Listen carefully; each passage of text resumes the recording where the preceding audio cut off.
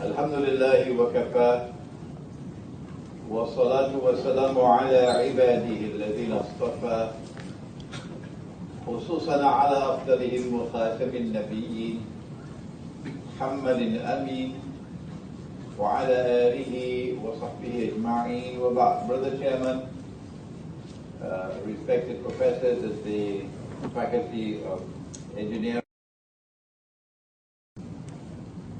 our topic is an Islamic eschatological explanation of modern Western civilization. At the end of the lecture comes the interesting part when we look at the Malhama, or what the Christians call Armageddon, the Great War, and what will the world look like post-Malhama. So let us begin with Allah's blessed name. And we always begin with the Book of Allah, which says to us in Surah Al-Nahl, Surah number 18, بعد أعوذ بالله من الشيطان الرجيم ونزلنا عليك الكتاب تبيانا لكل شيء إلى آخر الآية. And we send down this book on thee, O Muhammad sallallahu ta'ala alayhi wa sallam, that this book might explain all things. The most amazing, mysterious, inexplicable event in human history is the emergence of modern Western civilization. There's never been a civilization like this. And so there must be something in the Quran which will help us to understand it, which explains it. The Quran speaks to us in Surah Al-Ma'idah about a time which is to come. لَتَجِدَنَّ, you will most certainly find in time to come. أَشَدَّ النَّاسِ عَدَاوَةً لِلَّذِينَ آمَنُوا الْيَهُودِ. They may say anti-Semitism.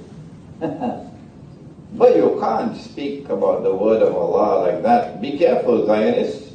Be careful with the Quran.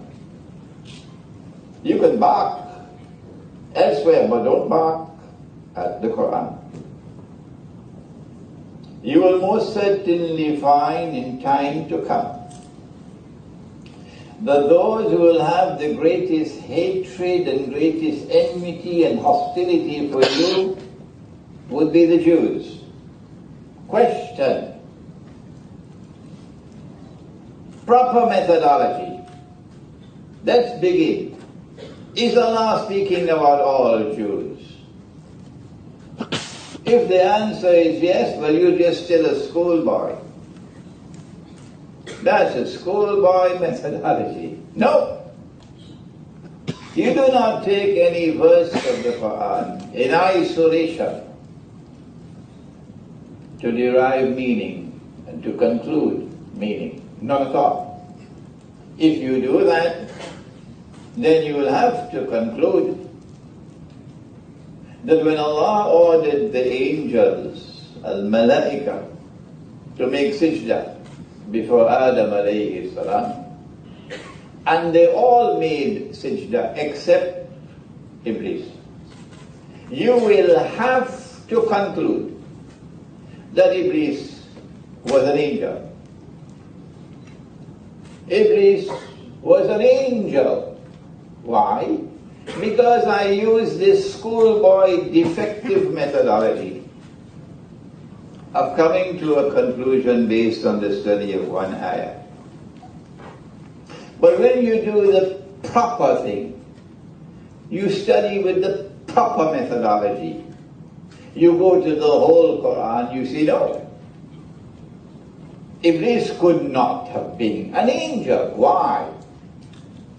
Because Allah says in the Quran, وَيَفْعَلُونَ مَا يُؤْمَرُونَ. Angels don't have any choice. When Allah gives a command, they have to obey. But he disobeyed, so he could not have been an angel. And then you go to another part of the Quran where Allah speaks plainly and clearly and says, وَكَانَ مِنَ الْجِنِّ. So proper methodology is that Allah is not speaking about all Jews. No. That you will most certainly find in time to come that those who will have the greatest hatred and enmity and hostility for you would be Jews. وَالَّذِينَ أَشْرَكُوا. Not only the Jews, but another people beside them, who would be in the most outward form of shirk. But at that time, when you will find this phenomenon, you'll also find something else. What is it? وَلَتَجِدَنَّ أَقْرَبَهُمْ مَوَدَّةً لِلَّذِينَ آمَنُوا الَّذِينَ قَالُوا إِنَّا نَصَارَى.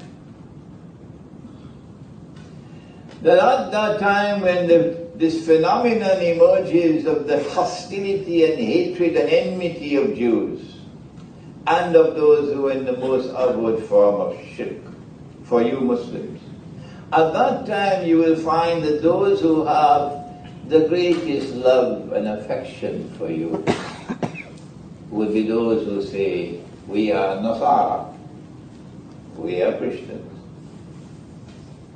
ذلك بأن منهم القسيسين والرهبان وأنهم لا يستكبرون. And this is because they're not an arrogant people. They are not an arrogant people. They are a humble people. And amongst them, there are priests and monks.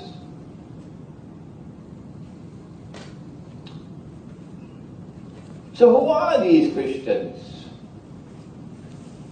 who at that time when the Jews are so hostile to us, who are those Christians who at that time would have love and affection for us? Are there Christians of whom the Quran speaks positively? That's the first place to look for the answer. And yes, there is a surah of the Quran entitled Surah Rum.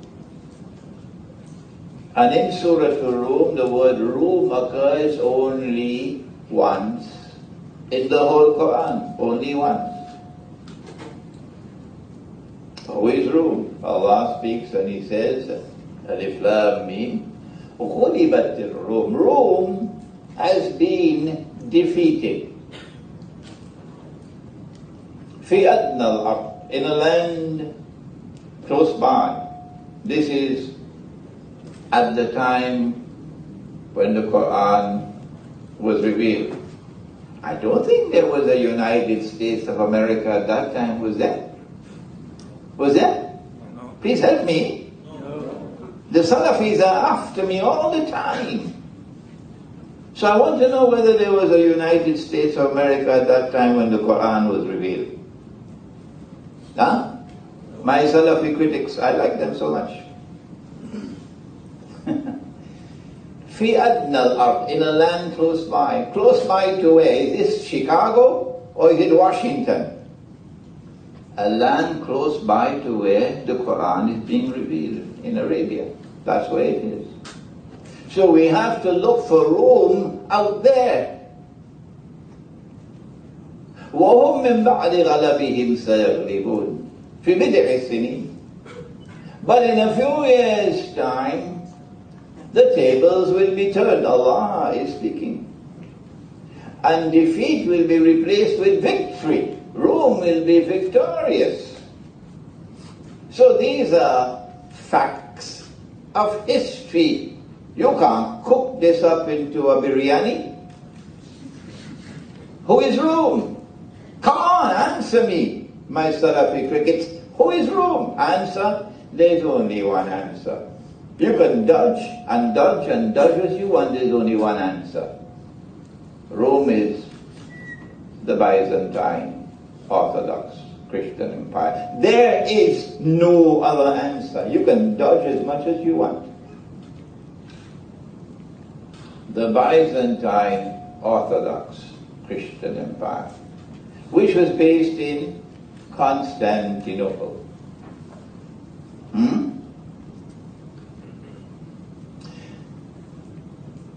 لله الأمر من قبل ومن بعد. On the first occasion when they were defeated, and on the subsequent occasion when they will be victorious, it's all because of Allah's authority and command. لله الأمر. وَيَوْمَئِذٍ يَفْرَحُ الْمُؤْمِنُونَ. And on that day when Rome is victorious, the Muslims will celebrate. You can't take this out of the Quran. Don't try. The Muslims will celebrate when Rome is victorious. So the Quran establishes a positive relationship between the world of Islam and Rome. A positive relationship. So the first place we should look for those who will eventually become a Christian people who will show the greatest love and affection for us Muslims. The first place we should look is not Washington and Paris and London and Brussels with its NATO. No. The first place we should look, if we have to have integrity of scholarship in studying Islam, is Rome. But the Quran doesn't stop there. It says in Surah Al-Ma'idah, Ya ayyuhalladhina amanu, O you who have faith in Allah Most High. This is a command. لا تتخذوا اليهود والنصارى أولياء. Do not take the Jews and do not take the Christians as your friends and allies. And so, question, is Allah speaking about all Jews?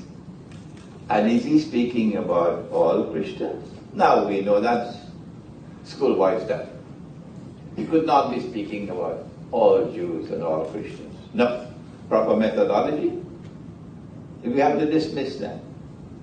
Well then, if He's not speaking about all Jews and all Christians, when He says, do not take the Jews and do not take the Christians as your friends and allies, the question is, which Jews and which Christians?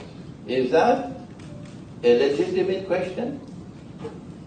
Yes, it is. What's the answer? The answer is there in the words which follow, because this Quran is Kitabul Mubin, it's plain and clear. Ba'aduhum awliya'u ba'd. Do not take such Jews and do not take such Christians as your friends and allies. Ba'aduhum awliya'u ba'd, who themselves are friends and allies of each other. The Quran is anticipating a time which is to come when there will be a reconciliation and friendship and alliance between part of the Christian world, not the whole Christian world, and part of the Jewish world, not the whole Jewish world. When that alliance comes into being, then we Muslims are prohibited from being their friends and allies. وَمَنْ يَتَوَلَّهُمْ مِنْكُمْ فَإِنَّهُ مِنْهُمْ. And whosoever from amongst you turn to them with friendship and alliance, enter into their embrace, whether it is political, or whether it is economic, or whether it is monetary, or whether it is educational, or whether it is in entertainment and sport, whatever it may be, if you enter into their embrace, وَمَنْ يَتَوَلَّهُمْ مِنْكُمْ فَإِنَّهُ مِنْهُمْ. You no longer belong to the ummah of Muhammad alayhi salatu wasalam. You now belong to them. إِنَّ اللَّهَ لَا يَهْدِي الْقَوْمَ الظَّالِمِينَ. Surely Allah will not provide guidance for a wicked people. Now let me relax a little bit. I got an invitation from Senegal. I like Senegal. I've been there once before, about 30 years ago. About a year ago they contacted me. We want you to come to this big Islamic conference taking place in December. And I said, sure, alhamdulillah, I'd love to come. And they kept on reminding me about it. And I kept on saying, yes, I will come. Sheikh, we want you there. We love you in Senegal. My French is not too great, but still I could understand French and I could speak a little bit. Then they sent me the program, the conference. And when I went through the program, I saw the name of former President Bill Clinton. That he's going to be addressing the conference. So I sent a letter to them right away. I will not disgrace myself. And I will not disgrace the Ummah of Muhammad alayhi salatu wasalam in participating in any conference, Islamic conference, in which Bill Clinton is invited to address the conference, or any representative of the government of the United States of America. You can be annoyed with me, that's your business. I will not disgrace myself and disgrace the Ummah of Muhammad alayhi salatu wasalam. That was my response. Why?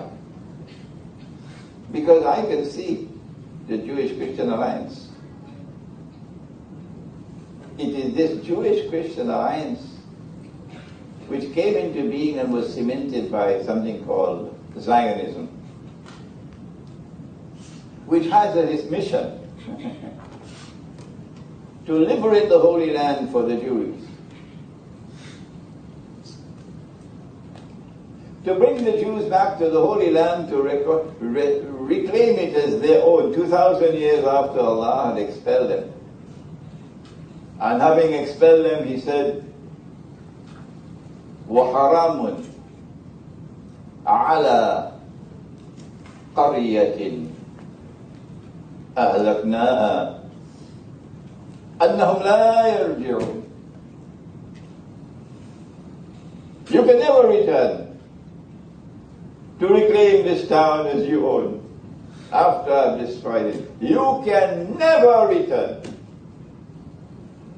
Hatta, until, and we let you know what it is. So I recognize that it is the Judeo-Christian Zionist alliance which is at the heart of modern Western civilization. That it is this modern Western civilization which gave to the world a continuing scientific and technological revolution, which gave to it unprecedented military power. For the first time in human history, one civilization with a military power to take control of the whole world. And then use that military power to wage a Western jihad a Western jihad against the rest of the world. At the point of a bloody sword, and to colonize the rest of the world. In their jihad, they call it crusade. It's a jihad. And Bill Clinton is one of the foremost figures in that alliance. Every American president. If an American president steps out of line, they do to them what they did to JFK. If an American president steps out of line, they do to them what they did to John F. Kennedy. You're not supposed to step out of line. So I said to them, I will not disgrace myself and disgrace the Ummah of Muhammad alayhi salatu wasalam by attending an Islamic conference in a Muslim country to be addressed by Bill Clinton or any representative of the US government. I gave that answer because my ilmu akhirul zaman, or Islamic eschatology, allowed me to recognize the reality of modern Western civilization using the Book of Allah. That's the importance of this subject. Modern Western civilization passed through certain stages in the process of serving the mission of Al-Masih al-Dajjal. Who is Al-Masih al-Dajjal is not taught in your engineering faculty. He is someone created by Allah, whose mission it is to impersonate the true Messiah and get the Jews to believe that he is the true Messiah, when in fact he would be the false Messiah. When Allah sent the true Messiah, Allah tested them, and they failed the test. They said he's a bastard. They said he's a bastard. And a bastard cannot be the Messiah. And then when they saw him die on the cross before their very eyes, no, he could not be the Messiah. Why? He is dead. He never ruled the world from Jerusalem. The golden age never came back. The Holy Land is still under Roman rule. What they did not know, and no one knew until the Quran was revealed, was it was Jibreel alayhi salam who came to her in the form of a human being to inform her, you're going to have a baby boy. And he's going to be the Messiah. And she said, how can I have a baby boy when no man has ever touched me? And he said, it's a matter decreed by Allah. يَفْعَلُ مَا يُرِيدُ. He can do whatever he wants. What they did not know, and no one knew until the Quran was revealed, was that no, they did not kill him. No, they did not crucify him. Allah made it appear like that. And if we have the time, the Quran can explain to you what happened. And Allah raised it. So he never experienced maut. What is maut? Yes. Maut is when Allah takes the soul and does not return it. Oh? So can Allah take the soul and return it? Huh? Is that possible? Yeah. In Surah Al-Zumar, Allah takes the soul and Allah can return it when you're sleeping. So one day, he's going to come back, the true Messiah. But they rejected him. They say he's a bastard. وَنَعُوذُ بِاللَّهِ مِنْ هَذَا. And they're waiting for the Messiah to come. So that's why Allah created the false Messiah. And the false Messiah is the mastermind who created modern Western civilization. Only Islamic eschatology can give that answer, no one else. No one else. And the Prophet said, alayhi salatu wasalam, about Dajjal, and if you want to study Dajjal, make sure you know politics.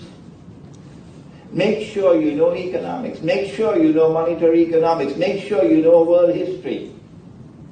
If you want to study Dajjal, don't enter this subject unless you have a versatile scholarship. Make sure you have proper methodology for studying the Quran. And that proper methodology will be able to identify for you fabricated ahadith. Like that, fabricated ahadith. Fabricated hadith. That Aisha radiallahu ta'ala anha said, the Prophet Muhammad alayhi salatu wasalam married me when I was 6. Sahih Bukhari. If you accept that to be true, then I ask you to show just 5 ringgit worth of integrity. That's all. Stand up and say, I am prepared to marry a 6-year-old girl. If he could do it, then it is sunnah. If it is a sunnah to marry a 6-year-old girl, then how come you're not doing it? If you have integrity, if you say the hadith is valid, it is true, then how come you're not prepared to even say it? Come on, I challenge you. Say it. No one has done it in human history. From the time of the Prophet ﷺ to this day, how many Muslims have married a 6-year-old girl? How many? Why have you abandoned the sunnah so shamelessly? The answer is the hadith is fabricated. It is in conflict with the Quran. So proper methodology is required. Because when you come to ilmu akhir zaman, you're entering into a minefield. They put mines there. You step on it, the ship will blow up. Sometimes the hadith is fabricated, and sometimes a part of the hadith is fabricated. The rest is okay. So you've got to be able to recognize the fabrication. The Prophet said, sallallahu ta'ala alayhi wa sallam, when Dajjal is released, he'll live on earth for 40 days. There's a book outside of mine entitled Jerusalem in the Quran, and the cover of the book, designed by a Malay artist, you see 3 circles based on this hadith. So when Dajjal is released, he'll live on earth for 40 days. One day, yawmun kasana, one day which would be like a year. Oh, wait a minute, this is the Faculty of Engineering. So you know about space and time in this university. One day which will be like a year. Yawmun kashahr, one day which will be like a month. Yawmun kajum'ah, one day which will be like a week. وَسَائِرُ أَيَّامِهِ كَأَيَّامِكُمْ, and all his days, meaning all the rest of his days, would be like your days. When his day is like our day, he would be in our world of space and time. So you'll be able to see him. He'll be a Jew. He'll be a young man. He'll be powerfully built. He'll have curls. The Orthodox Jews have curls because of what is in the Torah. And from Jerusalem he will declare, I am the Messiah. My estimate is that that's not too long from now when that's going to happen. But before he enters into our world of space and time, he's born of Jewish parents, Dajjal will not succeed in convincing any Jew that he is the Messiah unless they know who are his parents. They have to be able to trace the bloodline. That this man is from the house of David, Dawood alayhi salam, if he is to be accepted. So he can't just drop out of the sky with a star.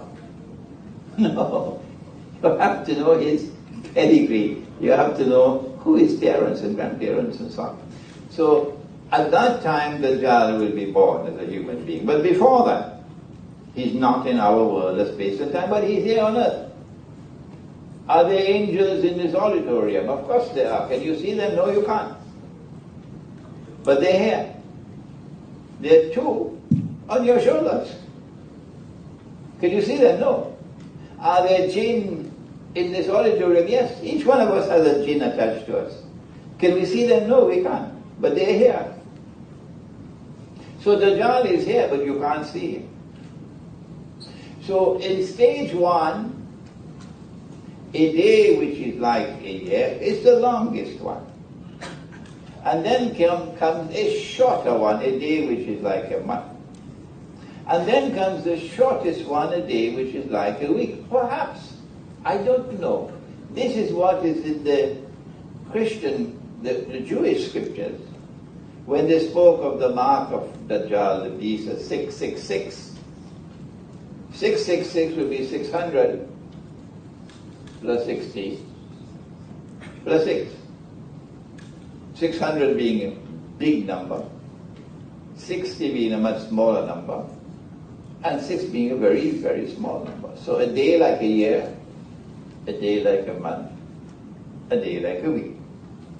And during these 3 stages, he is advancing towards his goal of eventually ruling the world from Jerusalem. If you want to rule the world, that has political implications. If you want to rule the world, that has economic implications. If you want to rule the world, that has monetary implications. If you want to rule the world, that has military implications. So the student of Dajjal has work to do. I noticed that the hadith speaks of Dajjal, the hadith of Tamim al-Dari, as being on an island. So when he's released, he'll be released from that island. In my book, Jerusalem in the Quran, I came to the conclusion the island is Britain. And I gave a substantial amount of evidence to support my claim. But if you want to say Singapore, that's your choice. That's your choice. No need for any more boxing gloves over it. This is my view. It's Britain. And I noticed that in a year which is like, in a day which is like a year, Britain emerged as the ruling state of the world in what is known in international relations as Pax Britannica. The Pax Britannica did not drop out of the sky. No, there is an explanation for the emergence of Pax Britannica, and that is Dajjal. I noticed that Britain had to wage great wars to assume that position. Great naval wars. Britain became the ruler of the seas. That's your homework. But I also noticed the emergence of something called the Bank of England. And paper money. This scam called paper money. And I noticed the sterling pound moving from gold to paper. And then the sterling pound becoming the universal currency, and Britain becoming the financial capital of the world. And none of this is happening by accident. If you believe that this is happening by accident, you've got peanuts in your head. You have to excuse me. I'm 72. And I've been in this field for a long time. So sometimes my language now betrays the agony I just can't get the scholars of Islam to agree with me. Everybody else agrees with me, but not the ulama. So it's a case of frustration. Yeah. So you have to kindly excuse me. And then I noticed a mysterious change taking place, not by accident. The great wars take place and Britain sinks.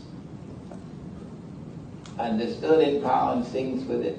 Britain can no longer command the authority of the sterling pound. And the United States, that maverick, born just 200 years ago, takes over from Britain. And the US dollar replaces the sterling pound as the international currency. I attended a conference of independent thinkers in Iran 2 weeks ago. There was a galaxy of independent thinkers from all over the world. And it was a joy to be in the presence of these people. The only place in the world where they could gather is in Iran, nowhere else.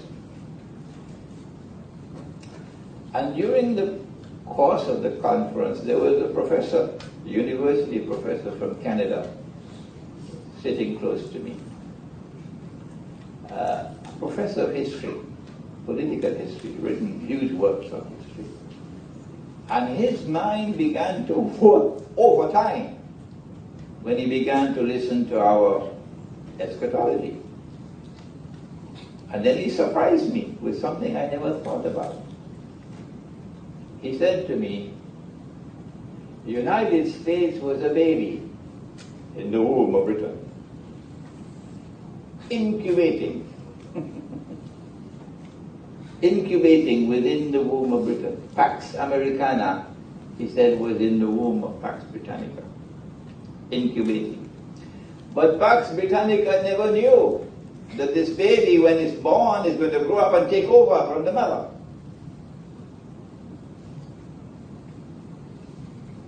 As though a slave woman will give birth to her mistress. And he says the same thing is happening now, Imran. The United States is now in irreversible decline. I didn't need political analysis for that. I only needed Islamic eschatology. About 20 years ago, those who know me will know, for 20 years now I've been saying the US dollar is going to crash. And the whole monetary system will collapse. Where did I get that knowledge from? Was it some jinn? That's what the Salafi are now saying. No, it's analysis. Political and economic and monetary analysis based on ilmu akhirul zaman. That crash is coming. Guess who wants to crash? Of course it'll have to be a big war, because that's what happened the last time. But this big war is going to be the war of all wars. The Prophet ﷺ called it the Malhama. The Christians call it Armageddon. Don't blame me for it. It's there. We all know about it. I realized in the conference that it is the malhama and only the malhama which can bring down the US dollar. Otherwise, the US dollar is still flying high. And so long as the US dollar is flying high, the United States is the ruling state of the world. But he said to me, the baby is incubating. Pax Judaica is incubating in the womb of Pax Americana. History is repeating itself. I said to him, MashaAllah, a secular scholar, and you were able to recognize something so important that I did not recognize. So this is where we are now. A day which is like a month is coming to an end, and a day which is like a week is about to commence. And if we are not conscious of that, something is wrong. We're just eating biryani and going to sleep. Ulaika kal-an'am. Allah says they're just like cattle. Bal hum adall.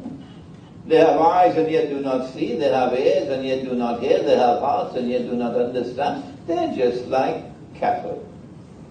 So all you have to do is to give them 1,000 US dollars a day. That's what is being offered them. And where is the money coming from? You just have to print the paper, that's all. No big thing. You need a printing press, you need ink, you need paper, and you can print the US dollars and give it to them. And from all over the world, these cattle will go to wage their bogus jihad. Their bogus jihad for ISIS. Their bogus jihad with US dollars and with arms provided by Saudi Arabia, the client state of Israel. Yes, go ahead and wage your bogus jihad. Allah's punishment is coming. You better stop where you are and study the Quran. They need the big war. And that's why they've been targeting Russia. Been targeting Russia for a long time now. But now it's coming closer over Crimea. Will Russia ever give up Crimea? Never. Never. No Russian government can ever give up Crimea. And yet the loss of Crimea was the biggest slap on the face for the Zionist world since the Zionist movement was created. I'm conscious that I'm taking sharp corners with you. You have to read to understand how I'm moving with the lecture. And so the baby is incubating, and the big war will take place, the Malhama. In order for a day which is like a month to end and a day which is like a week to commence. And Israel would now seek to replace the United States as the new ruling state in the world. The US dollar collapses, of course, with the Malhama. I was thinking that perhaps we have about maybe 5 to 10 years left before the Malhama takes place. And of course our Prophet said about the Malhama, it will be such a great war that birds flying in the sky will fall down. So I asked myself, why? The best place to seek an answer is Faculty of Engineering. They'll fall down because they can't navigate. Why can't they navigate? Because the nuclear explosions, perhaps, will produce some kind of a electromagnetic waves or radiation and so on. This is your field, not mine. And so the birds can no longer navigate.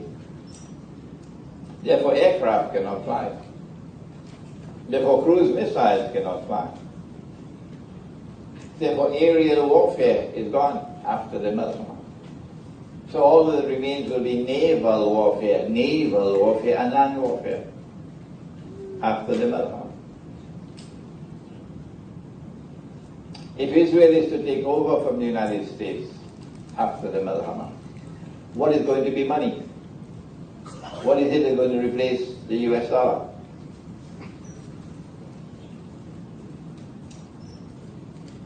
Perhaps there will be some form of electronic money which can still be revived. I don't know. I do know that they plan to have electronic money to replace paper money, digital money. And when that happens, that will be the financial Guantanamo for us all. That's why my students are building Muslim villages, kampung. And in our kampung we have little markets.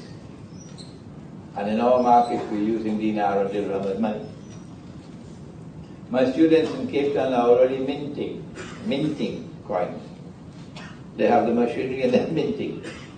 My students in Cape Town have already started a market. The market is being held once a month, but they want to make it once a week.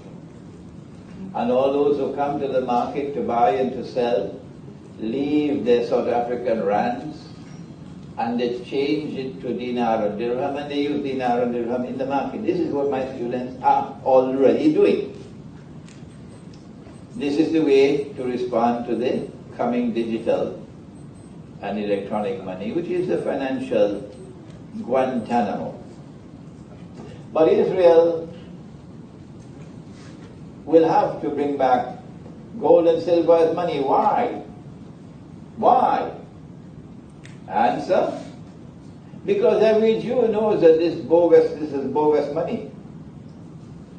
That this paper money is bogus money. The only people who don't know that, kindly excuse me, are the ulama of Islam. Everybody else knows it's bogus. So the Jews know that when the Messiah comes, they'll have to have real money, which is dinar and dirham, whatever name you give it. So for Dajjal to successfully impersonate the Messiah, Israel has to restore gold and silver as money.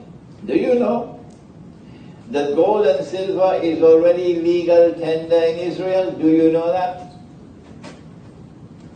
Do you know that gold and silver is already legal tender in several states of the United States of America? Do you know that?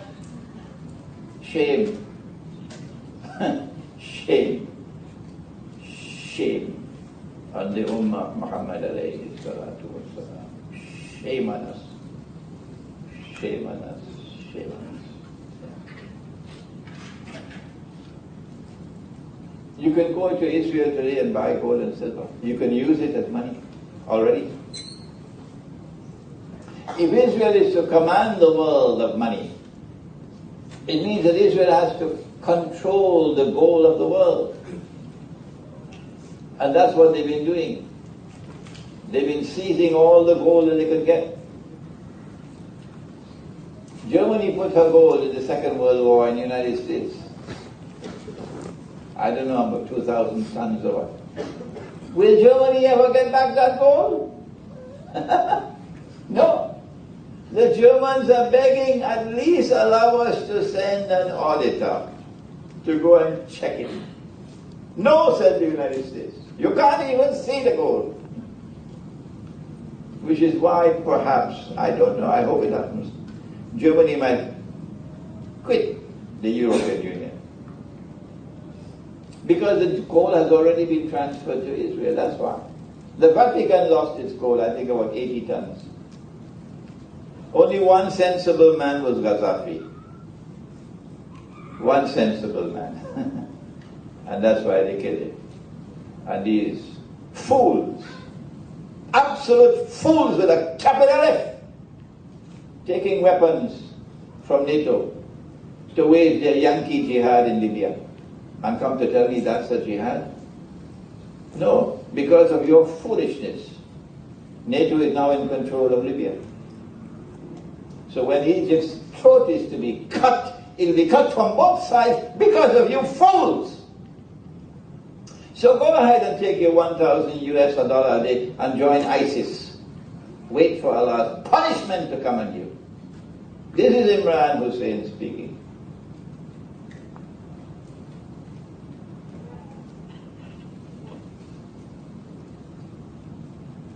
How will Israel be able to rule the world? It has to be with the control of most of the gold reserves of the world. Now let us share with you the hadith. Prophet said, sallallahu alayhi wa sallam, about akhirul zaman, he said that the earth will vomit from its liver columns of gold and silver. Alhamdulillah. Wa makar Allah. Wallahu khairul makirin. Where will it happen? I didn't know until I went to Java 2 months ago. And I heard that all over Java they're digging for gold. Why? Because they have active volcanoes in Indonesia. And these volcanoes sometimes erupt gold. I say, Alhamdulillah. Vomiting means volcano. And where will it be? It has to be Indonesia because they call it a ring of fire. We may have some Indonesians here. They'll be very happy to hear this. The one man who will not be able to digest his dinner after this is Lee Kuan Yew. So the earth will vomit from its liver columns of gold and silver. And I expect it to be in Indonesia. And that will break the Zionist monopoly on gold. Praise be to Allah. This has been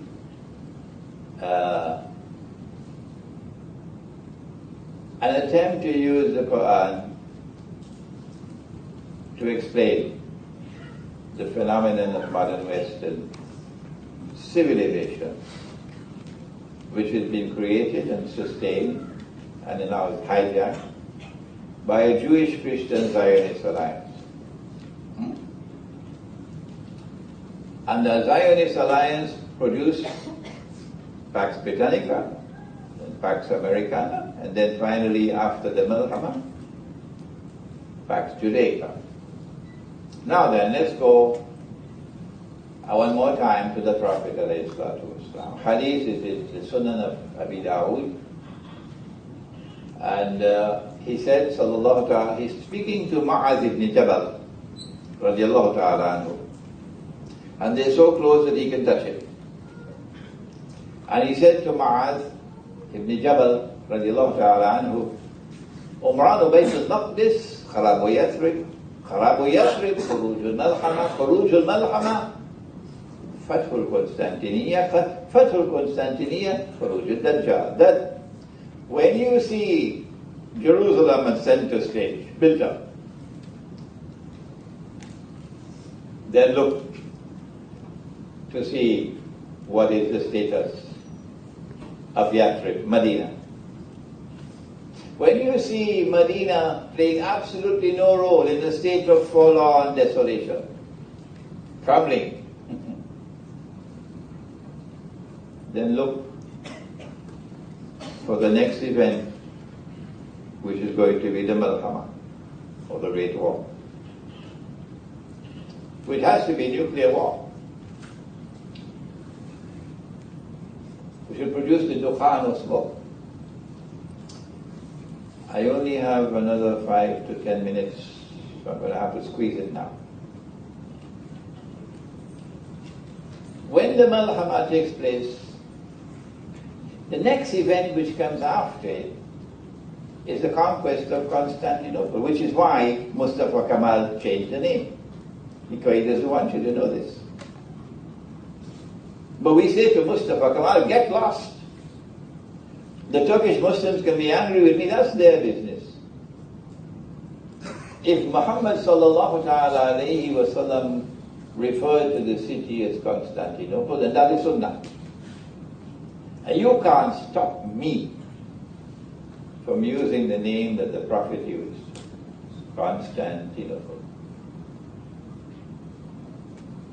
The conquest of Constantinople will take place after the Malhama. Forget that nonsense, that rubbish, that Sultan Muhammad Fatih fulfilled his prophecy 500 years ago. Forget that rubbish.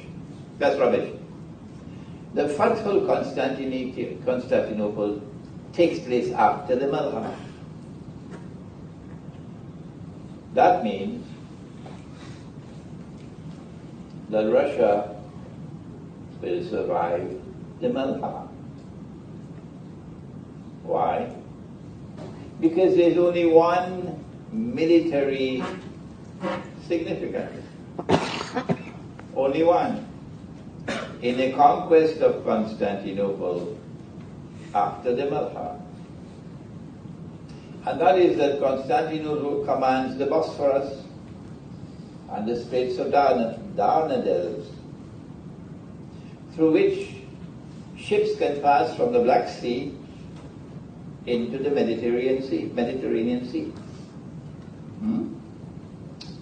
And who has a navy in the Black Sea? Answer, Russia. That's why Crimea is so important for Russia, because the Black Sea fleet is based in Crimea. So the implication of this prophecy of Nabi Muhammad ﷺ is that Russia will survive the Great War that's coming. Russia will remain a naval power. There will be no air war after the Malhama. But Russia will remain a naval power. So the European part of Russia may be destroyed with the rest of Western Europe and North America. But the Asian part of Russia will still survive. And so Russia will remain a naval power. And the Russian Navy will be able to pass through the Bosphorus and the Straits of Dardanelles because the back of NATO will be broken. So we say, as we teach Ilmu Akhir al-Zaman, we tell NATO, you can take that and put it in your pipe and smoke it. This is Muhammad alayhi salatu wasalam speaking. You can't defeat Muhammad sallallahu alayhi wasallam. You cannot do it. You cannot defeat the Quran. No, you cannot. This is the Muslim speaking to you. It is only after the conquest of Constantinople that Dajjal will now emerge in human form. Why will the Great War take place? Let me quote for you one more hadith, and I still have 5 minutes. The Salafi critics hold on to their methodology that no one is authorized to interpret. Explanation is tafsir, interpretation is ta'wil.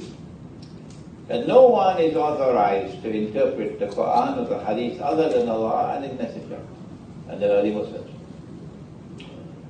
So when the Hadith says that Dajjal is going to fly on a donkey, the donkey will travel as fast as the clouds and the donkey will have its tail stretched out wide. The Salafi is waiting for the flying donkey. We have a different methodology. Our methodology is to recognize this as religious symbolism, and it refers to the modern aircraft. So it's up to you to choose. You want to follow and accept the Salafi methodology, or you want to accept ours, that's your choice. No need for any boxing gloves. So now let's come to this last hadith, which explains why the Malhama will take place and what's going to happen post-Malhama, with which we'll now end the lecture. The Prophet said, alayhi salatu wasalam, that the river Euphrates will uncover a mountain of gold. People will fight over that gold. And 99 out of every 100 will be killed. And everyone will say, I will be the one who will survive. But the Muslims must not touch that gold. So those who hold on to that methodology are waiting for a mountain of the metal to come out of the river. And we say to them, that's your choice, so you wait. Our view is that this is religious symbolism.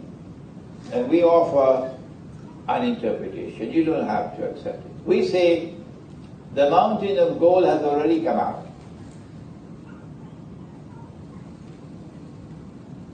There's something underneath the river,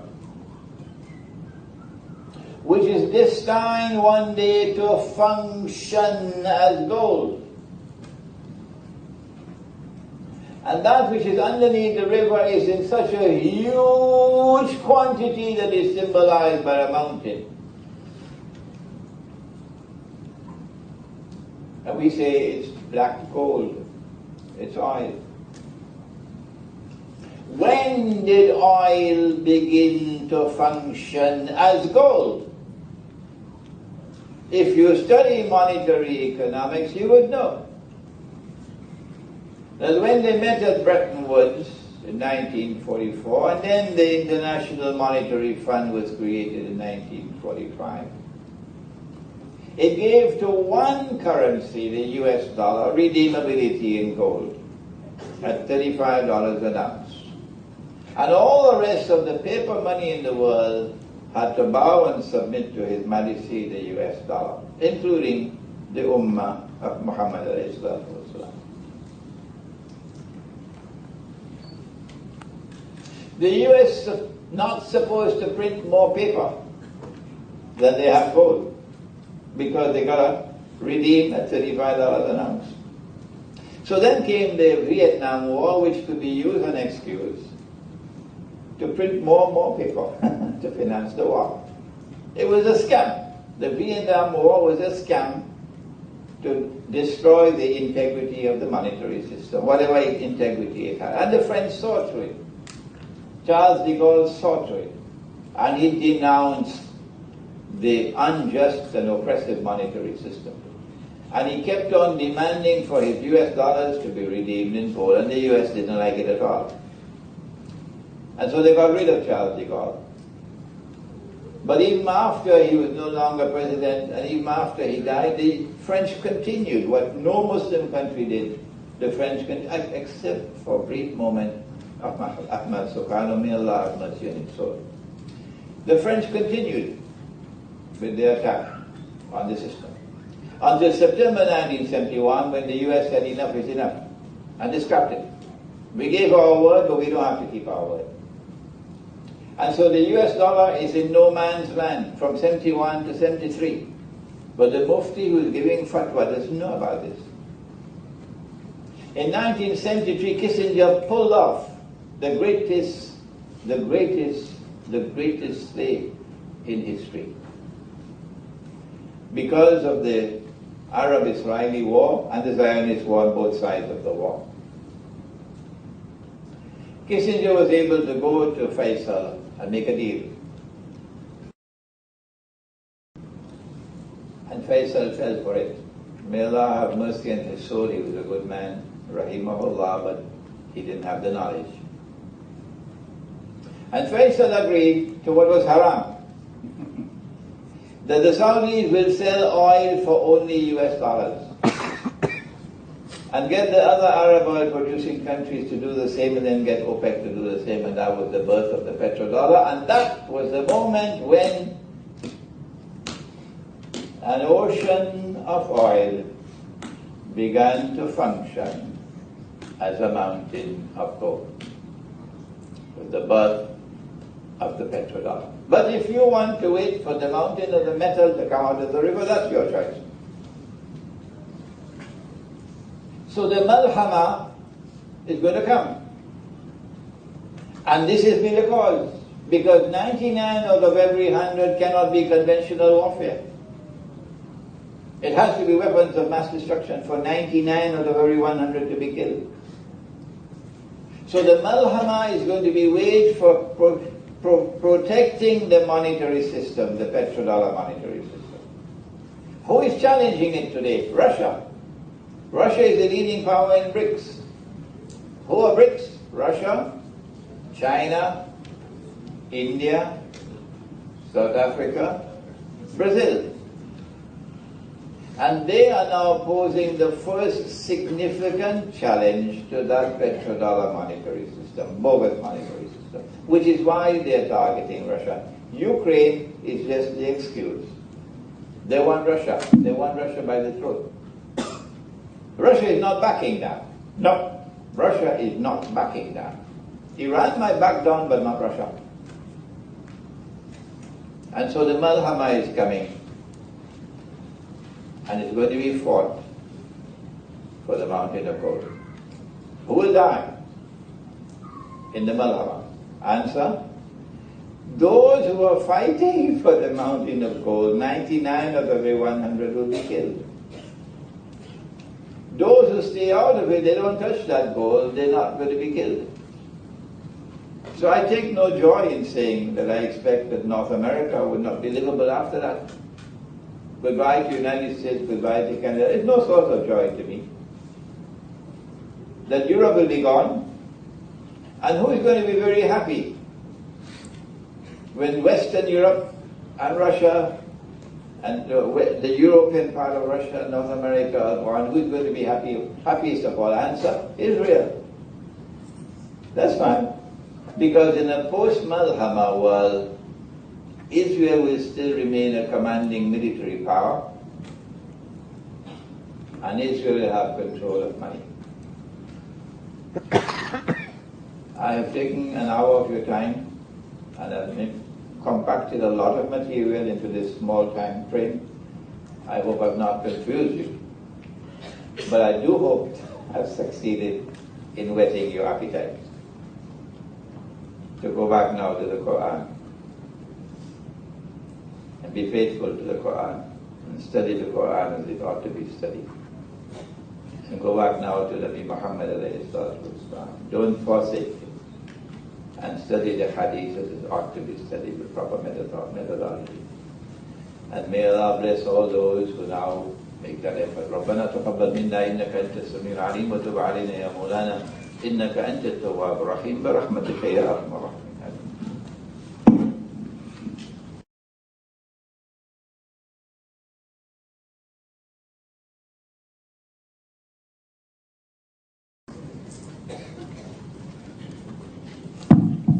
Assalamu alaikum. Sheikh, I have a question.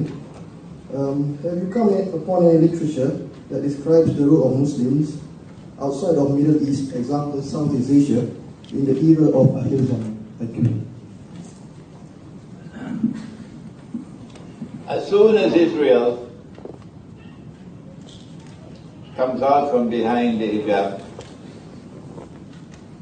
to join in the big wars, we know, for example, that someone changed the Bible to declare that the Holy Land extends from the river of Egypt to the river Euphrates. So the whole of the eastern delta of Egypt is part of the Holy Land. So Dajjal cannot claim to be the Messiah unless Israel wages war on Egypt to extend its territorial frontier to encompass the entire eastern delta. That's one war that Israel has to wage, which is why NATO wanted to be in Libya. As soon as Israel comes out from behind the hijab to start waging her wars, which will be several wars, she's got to attack Pakistan. It's goodbye to Singapore. Goodbye to Singapore. Singapore cannot survive because of the foolish policies of Lee Kuan Yew. Little Singapore, a little island in a sea of Muslims all around you, and you have this stupidity to become little Israel? Huh? How can Singapore survive? Because the Malay people love Islam. And when Israel comes out to start waging those wars, no government in Malaysia can control them. No government in Indonesia can control them. Forget it. A Singaporean who leaves Singapore to go to Johor may not return home alive. Their anger will be so great. Well, then what is Singapore to do? The Singaporeans know that Singapore cannot survive once Israel starts to wage her wars.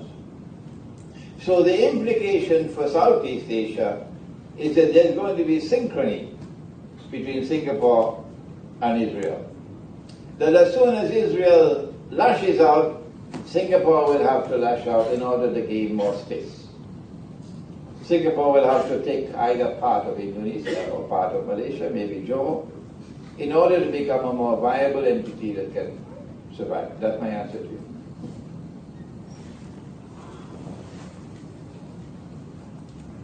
Welcome, second question. Verbal first. Verbal question.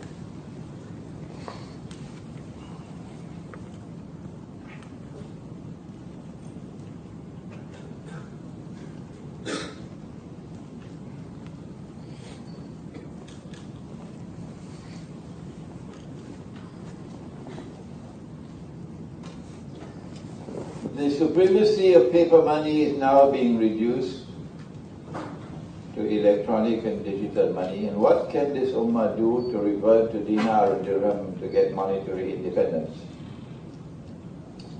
The answer is plain and clear. There's only one way to respond. That if you recognize dinar and dirham to be the sunnah, and if you recognize that we've abandoned the sunnah, then integrity requires that you must recover the sunnah that you abandoned.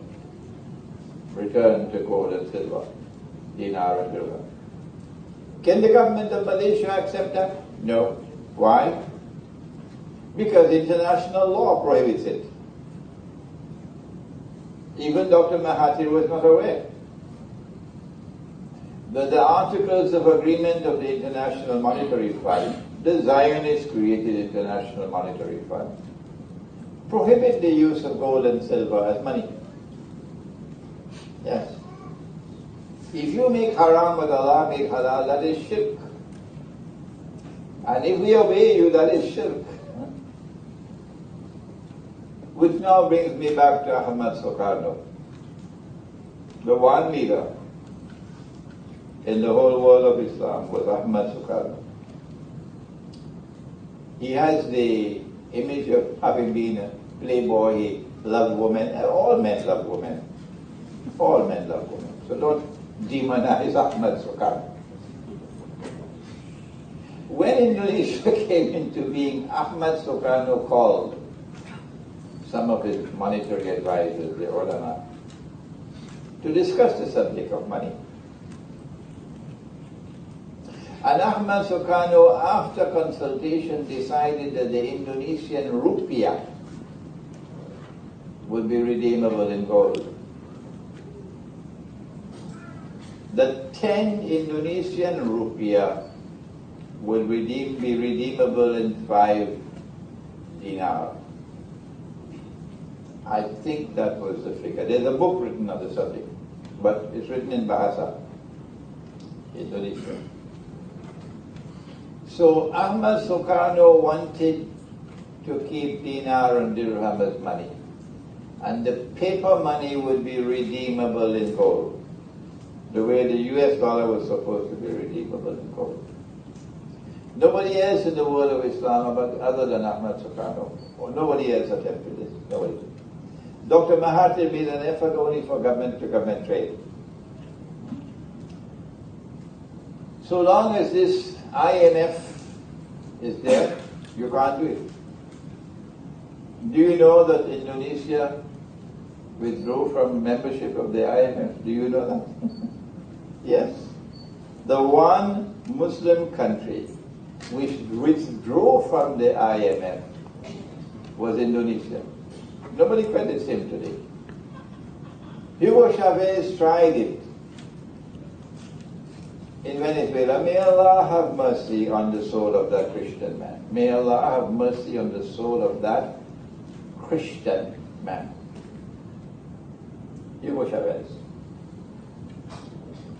But he could not do it because it was too difficult. Evo Morales in Bolivia would try, would love to do it. Get out of the IMF. They put the rules are such a difficult to get out. But Indonesia did it. Came out of the IMF.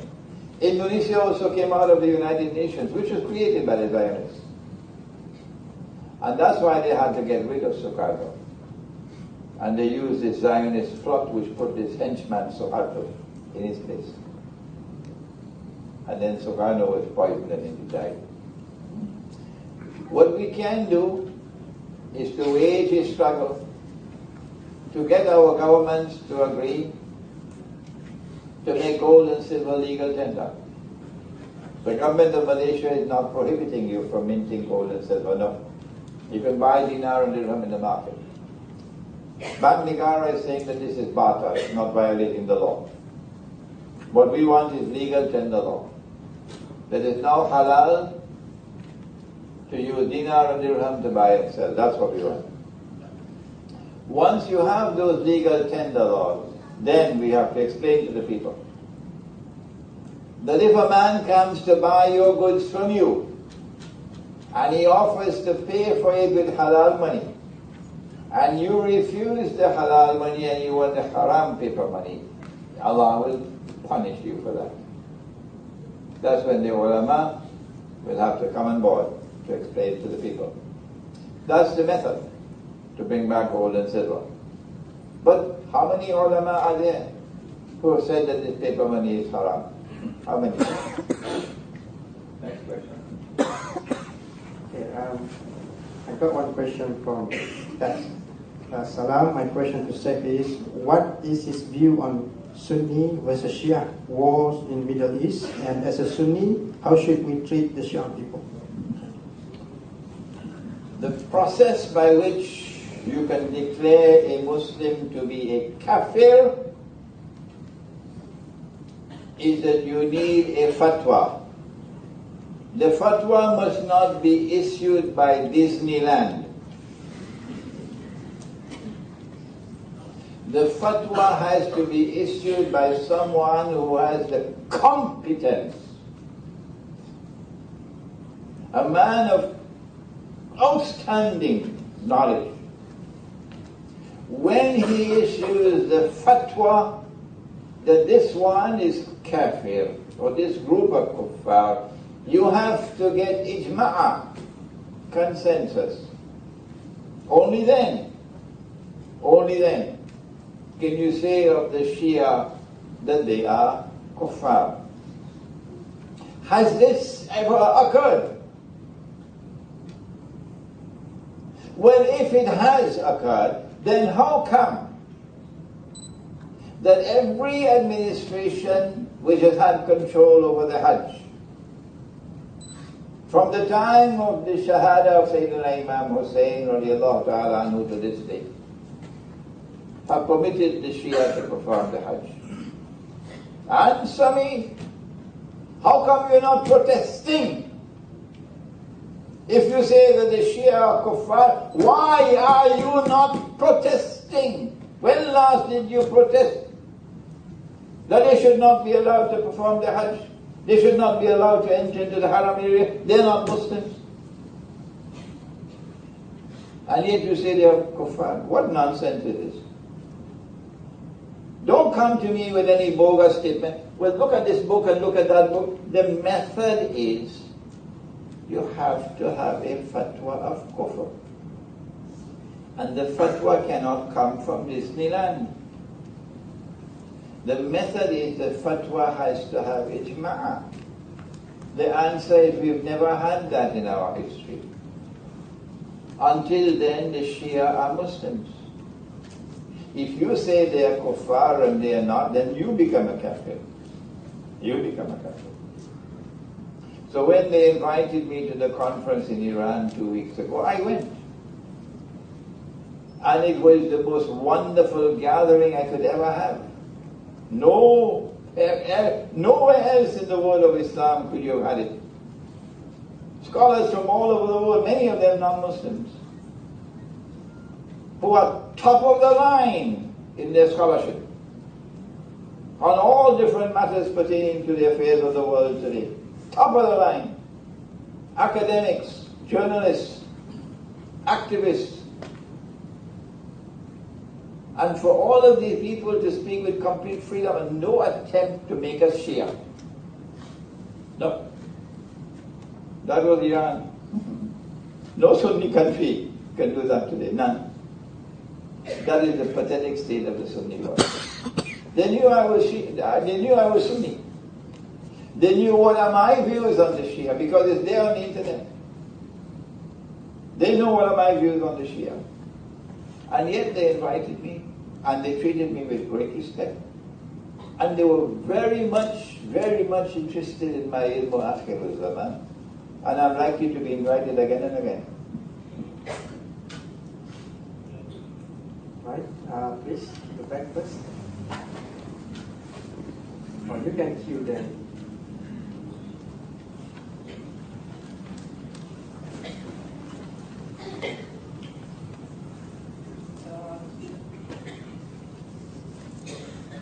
If you could mention your name and where you're from, that would be better for me to record. International participation. Assalamu alaikum. My name is Kifi. My question is how to survive or how to face malhama. How do we survive the malhama? The verse of the Quran in Surah Al-Isra is instructive. Let's see if I can remember it now. وَإِن مِّن قَرْيَةٍ إِلَّا نَحْنُ مُهْلِكُوهَا قَبْلَ يَوْمِ الْقِيَامَةِ أَوْ مُعَذِّبُوهَا عَذَابًا شَدِيدًا كَانَ ذَلِكَ فِي الْكِتَابِ مَسْطُورًا. Not a single town or city will escape. All will be destroyed. And those which are not destroyed will be punished with terrible punishment. And this is a matter of something inscribed in the Kitab. So, number one, get out of the towns and cities. Get out of the towns and cities. Because if you are not killed with a nuclear blast, you'll be killed through anarchy and rioting and starvation, no water, no food, okay? Pestilence because garbage cannot be collected or all these things.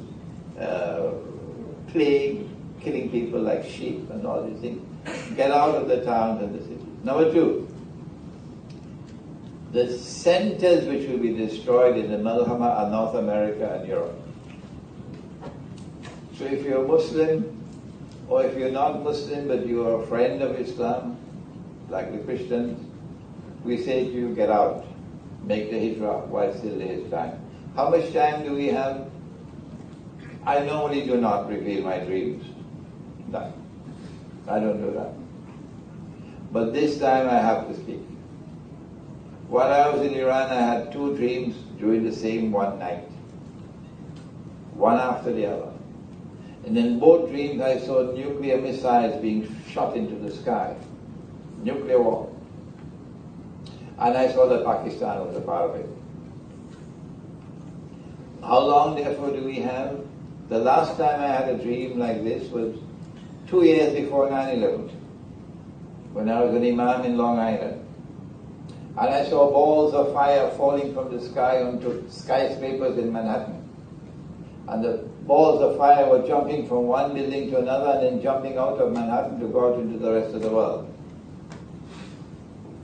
I went on the mimbar and I gave a khutbah based on that dream. 2 years later, 9/11 came. So based on these two dreams I just had in Iran 2 weeks ago, I say, and Allah knows best, so we probably have about 2 years left before the Malhama. Go and find a place in the remote countryside where you can have water and food. Water and food for your wife and for your children. And the smaller the better. Because a small community would not need much resources to survive. Thank you. Yes, please. Assalamu alaikum. I am Abdul Wahab from Iran. Actually, my question was just as the brother mentioned before. But since you have been talking about Shias, I am from Iraq and we know the Shias very well. As you mentioned, Sheikh, for the fatwa and why they not prevented to go to Hajj, I think this is a political issue. And we know the Shias that they are worship Allah by killing Sunnis in Iraq. Thousands of Sunnis are killing every month. So, and you mentioned that Iran are a peaceful country. And of course, you know that they have Turkey, which they say different what they have in their heart. And I believe that the conference that you have talking about, which is very good and so on, this is for propaganda. And they have scored this propaganda by now our Sunni committee, and you have given us this picture of Iran, which is a good picture for me. So just to highlight that here kafir. And one scholar, Abu Hanifa, says that if a Muslim saying that Shias are not kafir, then he is a kafir. And I'm not mentioning that to go and kill Shias, of course not. This is just to protect ourselves and then to know our enemy as well. Thank you very much. Well, I think I've already made my position clear on the Sunni-Shia relationship. There's no need for me to repeat it.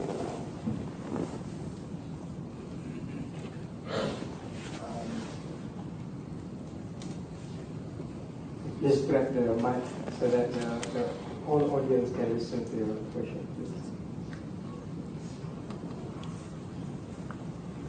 Assalamu alaikum, Sheikh. My background is Pakistani, but I have been born and brought up in Singapore. My background is Pakistani, but I was born and brought up in Singapore, and I've just come in this morning to listen to your lecture, and I'll be going back this evening. My question is that on YouTube, you talk a lot about Yajuj and Majuj, and what I want to know is that there's also, I don't know whether it's a hadith or whether it's in the Quran, but they talk about King Zulkarnain, where he basically made a wall to stop them from coming out. Now I do agree with your views on Yajuj Majuj, but then how does this hadith or this Zulkarnain thing link up when there's actually a wall? Is it fabricated? Can you please clarify that? Okay, the question pertains to the subject of Gog and Magog, which is dealt with in the Quran in Surah Al-Kahf. And in that passage of the Quran which begins with the word وَيَسْأَلُونَكَ عَنْ ذِي الْقَرْنَيْنِ, and he built a barrier. They asked him to build a sad, and he built a rudder. And when he built it, Gog and Magog were contained and the world was safe. فَإِذَا جَاءَ وَعْدُ الْآخِرَةِ جِئْنَا بِكُمْ No, another one.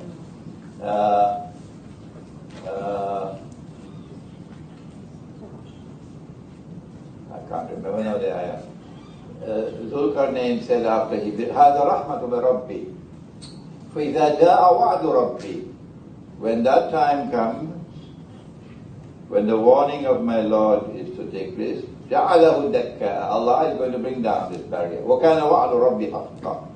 And then the warning of my Lord will come to pass. So one day the barrier will be broken down by Allah, and then Gog and Magog will be raised. I have a book outside entitled An Islamic View of Gog and Magog in the Modern World.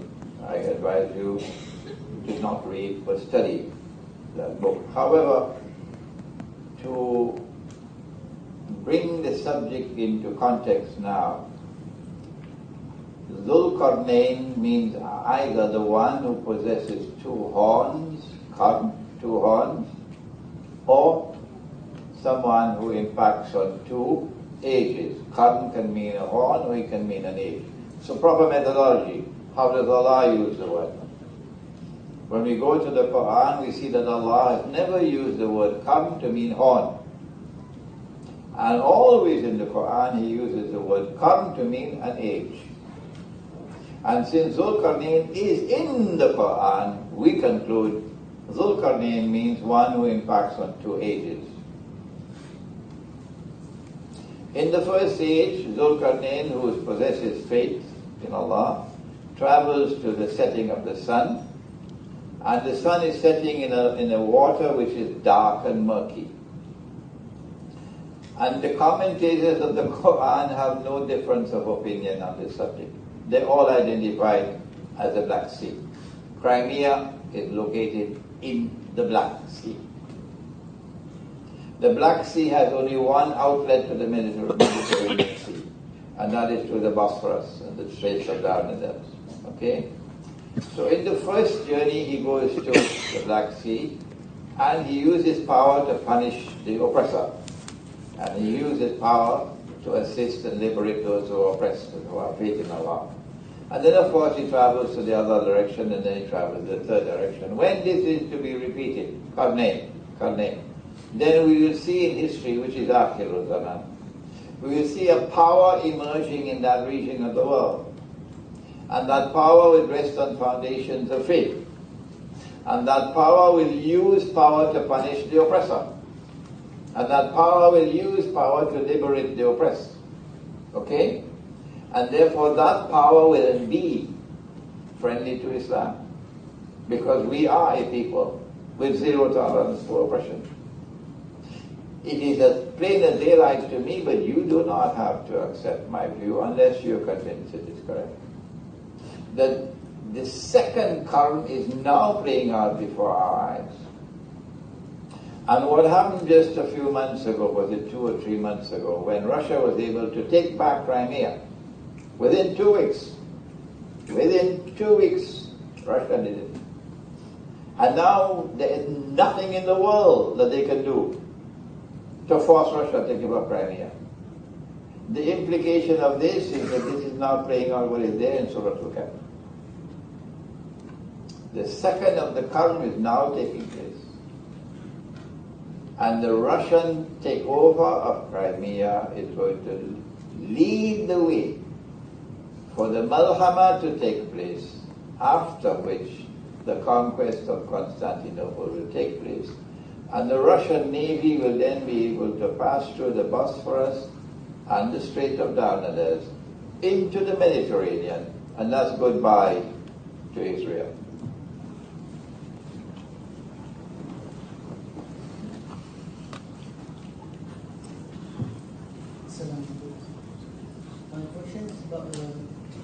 My question is about Turkey, which is now building up their military near to Syria. Please you give us your view on this process and relations with the Hadith. The Quran prevails, not the Hadith, the Quran.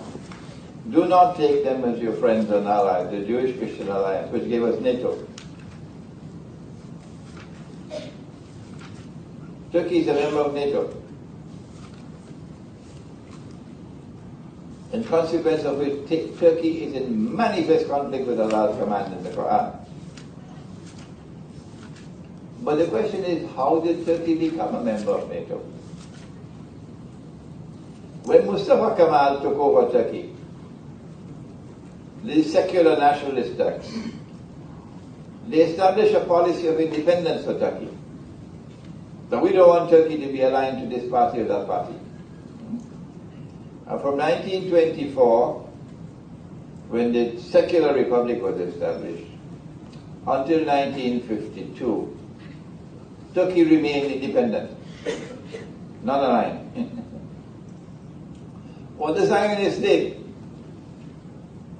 was to use Stalin, because the Soviet Union had a Zionist input within it. Yes. So the Zionists were able to use Stalin to make Turkey scared. The Soviet Union began making claims on Turkish territory and threatening Turkey. And the reason why Stalin was doing that was to force Turkey into the arms of NATO. That is why Stalin was doing it. And the Turks decided, well, we have no other option, we got to join NATO. We got to join NATO because we are scared of Russia. We are scared of the Soviet Union. That's why we have to. The Zionists made Soviet Union a nuclear state. Turkey is not a nuclear state. How can we wage war with a nuclear state? So that is why Turkey had to become a member of NATO. But Turkey has continuously maintained the same profile that the Ottoman Empire had, which is hatred and hostility towards Rome. That's why the Ottomans were created, to sabotage. The Ottoman Empire was created to sabotage the end-time alliance of Muslims with Rome. That's why Hagia Sophia became a masjid. Shamefully, disgracefully, and manifestly sinfully, they took a Christian cathedral and made it a masjid to stab Rome in the back. That hundreds of years now the Rome is still bleeding. If Turkey can realize that Russia is going to be in alliance with the world of Islam, and therefore the future for Turkey lies there, not with NATO, and Turkey seeks to get out of NATO, then Turkey will realize what kind of friends they have in Washington. I wish I had the time to talk more about Iran. There are two forces at work in Iran. No, two. There's one force in Iran which still wants to maintain the position of Imam Khomeini, rahimahullah, and therefore the profile of anti-oppression. Stay away from the oppressors. We're not going to make a deal with them at all. But you have another force in Iran which is now attempting to make a deal with Shaitan. Yeah. How is going to happen? What's going to be the end? I don't know.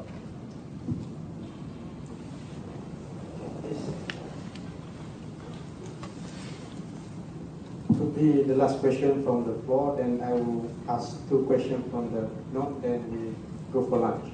Bismillahirrahmanirrahim. Assalamualaikum warahmatullahi wabarakatuh. I think I would like to say mabruk to Maulana for a very awesome and mind-blowing speech.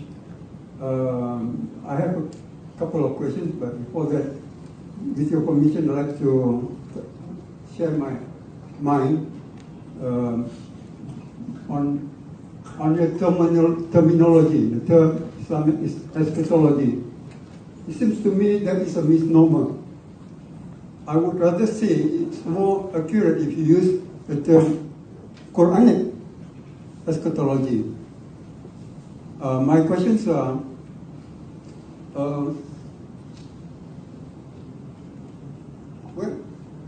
during the resurrection of the Messiah, what is the language he will be using?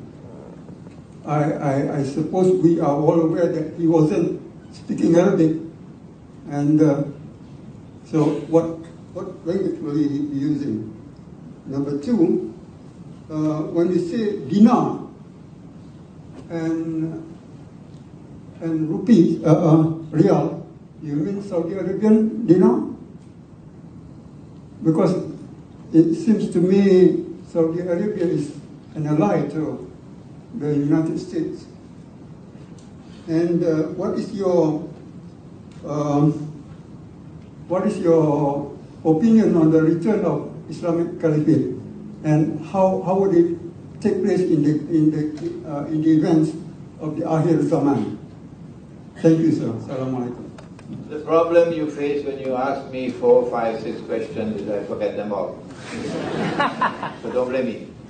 I can't remember now your questions. Sorry about that. So let me repeat it. First question is about the language. What would be the language? What language will Nabi Isa alayhi salam use when he returns? Yeah. Is that right? The Quran does not answer that. The Hadith does not answer that. I cannot answer it. And the second question is about the Riyal, is the currency that will be used, because Saudi Arabia now is using Riyal, but I have not mentioned anything in my lecture about Riyal today. I don't recall ever speaking about Riyal. No. I spoke about dinar and dirham, and I hope you would understand that dinar in the Quran is not made of paper.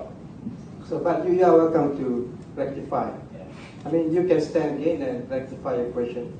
I have not spoken about Riyal, no. I've never spoken about Riyal, no. I should say dinar rather than Dinar, yes. Dinar in the Quran is not made of paper. When Allah speaks of dinar in the Quran, and Allah does speak about dinar in the Quran, and He does speak about dirham in the Quran. Okay? Dinar in the Quran is a gold coin, dirham in the Quran is a silver coin. What was your last question, sir? Oh, you don't remember it now. I could only jot down two questions, but the last one is too quick. Please enlighten us on the Islamic Caliphate, the return of. Yeah, my opinion is that the Khilafah cannot be restored so long as we live in the Gog and Magog world order. But what is Gog and Magog? Nobody knows the subject because nobody teaches the subject. So I would suggest that you first read my book, An Islamic View of Gog and Magog in the Modern World. Unfortunately, we don't have a Malay translation as yet. If somebody wants to volunteer to translate it, I'll be very happy. We have Jerusalem in the Quran in Malay, Bahasa, okay? But we don't have Gog and Magog as yet in Bahasa, so you'll have to read it in English. This is the Gog and Magog world order. Because the rest of the ayah, I said, وَحَرَامٌ عَلَى قَرْيَةٍ أَهْلَكْنَاهَا أَنَّهُمْ لَا يَرْجِعُونَ Surah Al-Anbiya. That there's a ban placed on them, that they can never return to this town to reclaim it as their own. Nope, tak boleh. This town which we have destroyed, they will never haramun alayh ala qaryatin annahum la yarji'un. They can never return to reclaim it as their own. Now comes the next ayah, hatta, until إذا فتح يأجوج ومأجوج, when Gog and Magog are released, وهم من كل حدب ينسلون, and they spread out in all directions, and with their invincible power they take control of power in the world. Then you'll see these people being brought back to the town. Which town? My answer, Jerusalem. So this is the proof that we now live in the world order of Gog and Magog. And so long as we're in the world order of Gog and Magog, the only kind of caliphate that can be established is one that is manufactured by the Zionists. Right, so we have a few more questions here, but I choose the best one, the most interesting one. The first is, what do you think happened to MH370? Local issue. The same thing that happened to the first aircraft, the same thing happened to the second aircraft. The people who attacked the first one attacked the second one, the same people. And if you want to know who they are, just go and ask, what's his name, the fellow in the White House? Barack Obama. Go on. He knows the answer. He knows the answer. And why did they do it? Because they want to force Malaysia to bend its knee. And the government of Malaysia is not prepared to bend its knee. Any government of Malaysia which bends its knee while Dr. Mahathir is still alive, they'll be finished. Finished. That is the status of Dr. Mahathir. I'm not here to beat any drums for him, not at all. But the man has a profile of being anti-imperialist. And it is because the government of Malaysia has refused to bow down that they are attacking Malaysia. So these two aircraft are gone, and I think there will be more attacks to come. But alhamdulillah, the government of Malaysia is not submitting. Right, second question from this guys is, you have an outstanding knowledge and depth about the end time for eschatology. Then is your safety at risk? Is what? Is your safety at risk? I mean, is the Zionist following? Yeah. Okay. Only one country in the world has banned my entry, and that's your country, Singapore. And you know why. But last October, I flew from my native island of Trinidad in the Caribbean next to Venezuela to Havana in Cuba to board an Aeroflot, Russian airline flight to Moscow. I had to deliver a lecture at the State University of Moscow. I was not allowed to board the flight. Why? Because the Americans did not want me to fly through their airspace in the Atlantic Ocean. So I had to fly back to Trinidad, and then I took the route from Trinidad to Caracas in Venezuela, and then Sao Paulo in Brazil, and then Johannesburg in South Africa, and then Port Louis in Mauritius, and then come to KL. Alhamdulillah, I had friends all along the way. So these two countries now, the United States and Singapore, I think it's an honor, really, to be banned by Singapore. And it's an honor to be banned by the United States, yeah. Since 9/11, I had a green card in the United States. I had lived in the United States for 12 years. But I left the United States 2 weeks after 9/11. And while I was on a lecture tour in South Africa, they attacked Afghanistan. Afghanistan was innocent. I then took a decision, I'm not returning to the United States. And I've never been back, not even in transit, to the United States.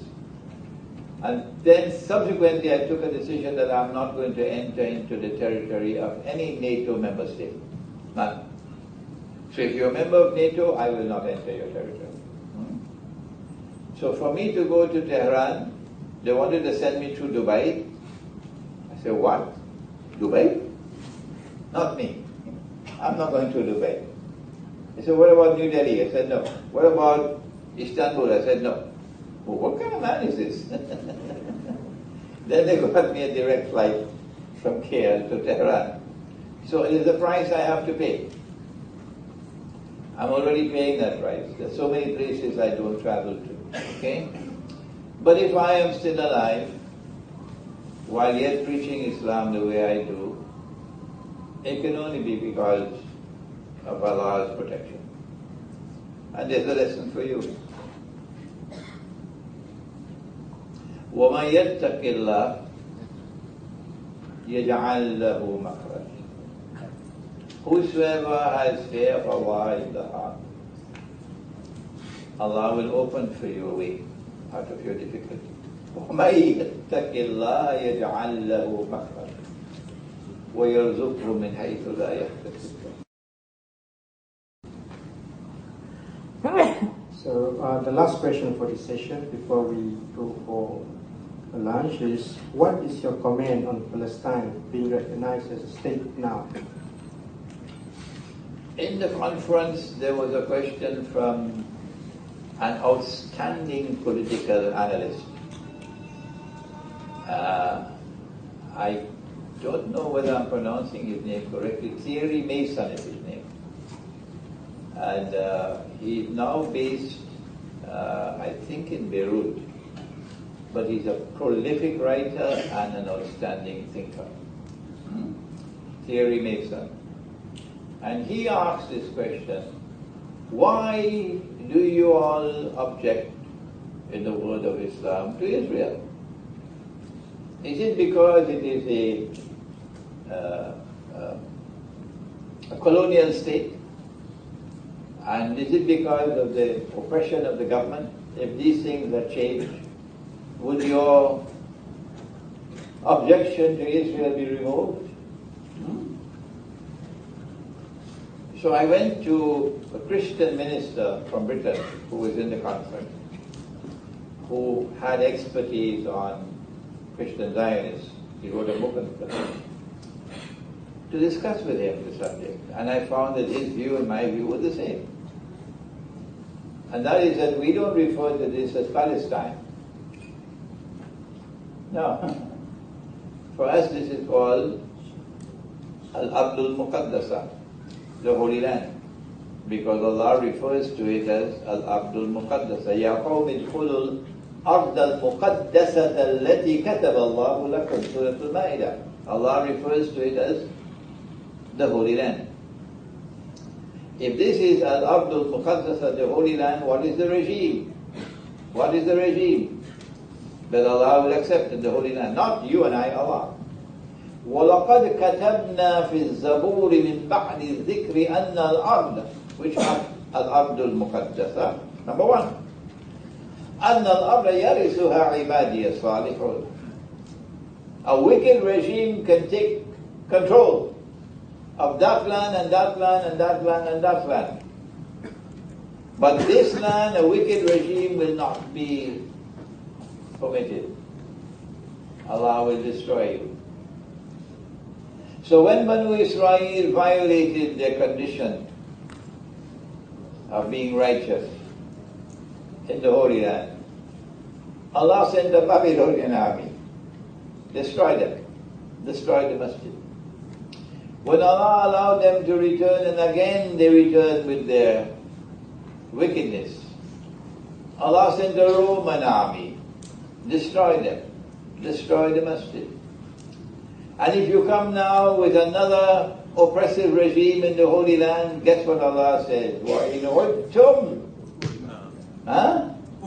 That's right. وَإِنْ عُدْتُمْ عُدْنَا.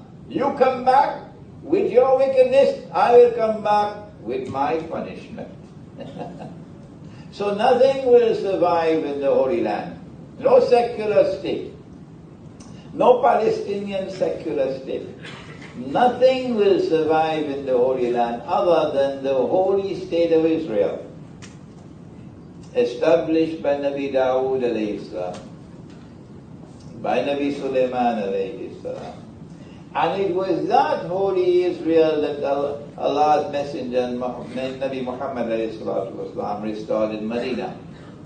Except that there were two different models. This one was an exclusive model, that one was a plural model. But the foundation of the state was the state. Yes, please. Very last one. Assalamualaikum Alana. Actually, I submitted like a dozen questions, but only 3 questions were picked. 3? The last 3 questions were from The most interesting one, what you Yeah. Ask one and I'll answer you, then ask the second one, then I'll forget. Okay, it's okay. I'll just cut to the most important one. Actually, I've read a couple of your books. It's really a privilege for me to be here. And actually, I just want to clarify because you mentioned that how sports is related somehow in a way, like alliance with the Jewish and the Christians in a way. You mentioned like monetary, financial, and one of it was sports. And I work in the sports industry, so I just want to know how is that related and how can I, avoid that? Yeah. Okay. Allah speaks in the Quran about your relationship. How do you relate with people? And he says, أَشِدَّاءُ عَلَى الْكُفَّارِ رُحَمَاءُ بَيْنَهُمْ. That you must have love and affection for your fellow believers. Treat them with love and affection, you're a family. But you must be strong in your opposition to the enemies, the kuffar. أَشِدَّاءُ عَلَى الْكُفَّارِ. The Zionists are waging war on us. The Zionists are attacking Islam all the time. Relentless war on Islam. Okay? Australia, part of it. Canada, part of it. Shamelessly Canada, part of it. Britain, part of it. France, part of it. United States, part of it. Okay? So we should have strong relationship with these people. Ashidda'u al kuffar. But ever heard about something called FIFA World Cup? Huh? When Germany is playing, who bothers about Islam? Germany is playing Brazil. I want to see that match. Okay? And when you and your enemy can play together on the battlefield of football, soccer, or cricket, they have hatred in their hearts for you. They're cutting you and stabbing you in your back behind you. But you meet with them on the cricket field and you meet them on the football field and it's all pleasant and smiling. Is that going to be pleasing to Allah? Because you are defying the Quran. Well, Allah says in the Quran, Muhammadur Rasulullah, وَالَّذِينَ مَعَهُ أَشِدَّاءُ عَلَى الْكُفَّارِ رُحَمَاءُ بَيْنَهُم. Those who have fashioned and constructed these mega events of sport, the Olympics, World Cup football, World Cup soccer, World Cup cricket, this and that and the other. They have done so with a political agenda in mind that you don't know about. Their political agenda is to get you to come together in a friendly way with them. while they're still waging war on you. And you, with the intellectual acumen of cattle, fall into the trap.